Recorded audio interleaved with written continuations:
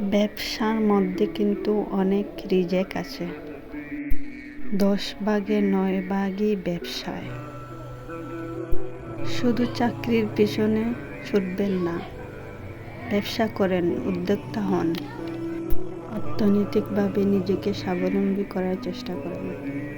এই দেশে যত বেশি ব্যবসা হবে তত বেশি কর্মস্থান হবে এবং সবাই ভালো ভালো চাকরির সুযোগ পাবে। এদেশে কিছু মানুষ মনে করে ব্যবসা করাটা লস বা ঝুঁকি নেওয়া হয়ে যাবে, বা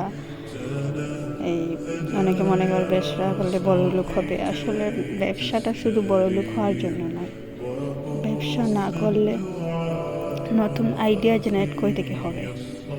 নতুন আইডিয়া জেনারেট যদি না হয় তাহলে দেশের ইকোনমিক্স বা অর্থনীতি কিভাবে সমৃদ্ধিশীল হবে। তাই সবাই উদ্যোক্তা হওয়া দরকার, বি অ্যান এন্টারপ্রেনিউর হওয়া দরকার। তখন দেখা যাবে আমাদের সবার সম্ভাবনা সীমাহীন আছে।